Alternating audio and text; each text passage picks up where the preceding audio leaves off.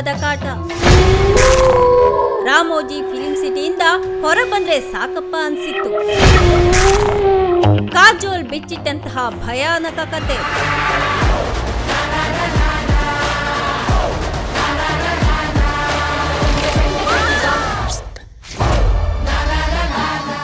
ಇತ್ತೀಚೆಗೆ ಕಾಜೋಲ್ ಅವರು ಒಂದು ಹೇಳಿಕೆಯನ್ನ ನೀಡಿದ್ರು. ಆ ಹೇಳಿಕೆ ಇದೀಗ ಸಾಕಷ್ಟು ಚರ್ಚೆಯನ್ನ ಹುಟ್ಟುಹಾಕಿತ್ತು. ಅವರು ಮಾ ಅನ್ನೋ ಹೆಸರಿನ ಹಾರರ್ ಸಿನಿಮಾವನ್ನ ಮಾಡಿದ್ದಾರೆ.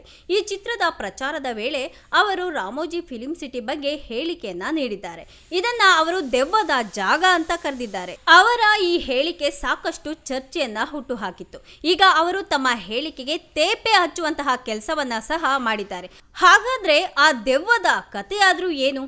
ಹೈದರಾಬಾದ್ನಲ್ಲಿ ರಾಮೋಜಿ ಫಿಲ್ಮ್ ಸಿಟಿ ಇದೆ. ಇಲ್ಲಿ ತೆಲುಗು ಸಿನಿಮಾಗಳ ಜೊತೆ ಕನ್ನಡ, ಹಿಂದಿ, ತಮಿಳು ಮೊದಲಾದಂತಹ ಭಾಷೆಯ ಚಿತ್ರಗಳನ್ನು ಶೂಟ್ ಮಾಡಲಾಗುತ್ತೆ.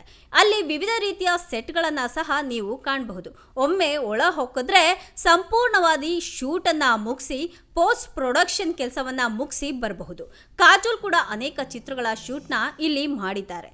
ಅಲ್ಲಿ ತಮಗೆ ಆದಂತಹ ಅನುಭವ ಹೇಗಿತ್ತು ಅನ್ನೋದನ್ನು ಅವರು ಹೇಳ್ಕೊಂಡಿದ್ದಾರೆ.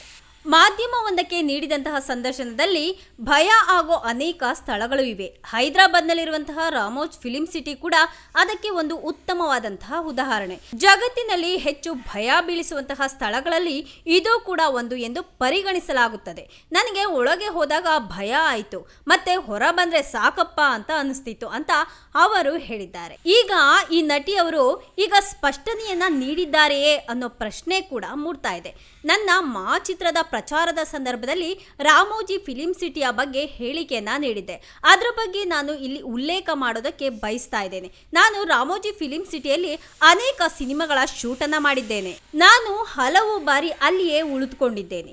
ಸಿನಿಮಾ ನಿರ್ಮಾಣಕ್ಕೆ ಇದು ಒಂದು ಒಳ್ಳೆಯ ಜಾಗ, ನಿಜ. ಪ್ರವಾಸಿಗರು ಇಲ್ಲಿ ಎಂಜಾಯ್ ಮಾಡೋದನ್ನ ನೋಡಿದ್ದೇನೆ. ಇದು ಉತ್ತಮವಾದಂತಹ ಸ್ಥಳ. ಕುಟುಂಬಗಳು ಮತ್ತು ಮಕ್ಕಳಿಗೆ ಸಂಪೂರ್ಣವಾಗಿ ಸುರಕ್ಷಿತವಾಗಿದೆ ಅಂತ ಕಾಜೋಲ್ ಅವರು ಹೇಳಿದ್ದಾರೆ. ಕಾಜೋಲ್ ಈ ಮೊದಲು ನೀಡಿದಂತಹ ಹೇಳಿಕೆ ಸಾಕಷ್ಟು ಟೀಕೆಗೆ ಗುರಿಯಾಗಿತ್ತು. ಈ ಕಾರಣದಿಂದ ನಟಿ ಈ ರೀತಿಯ ಹೇಳಿಕೆಯನ್ನ ನೀಡಿರಬಹುದು ಅನ್ನೋದು ಅನೇಕರ ಊಹೆ. ಹೆಚ್ಚಿನ ಸುದ್ದಿಗಳಿಗಾಗಿ ನಮ್ಮ ಚಾನೆಲ್ನ ಸಬ್ಸ್ಕ್ರೈಬ್ ಮಾಡಿ.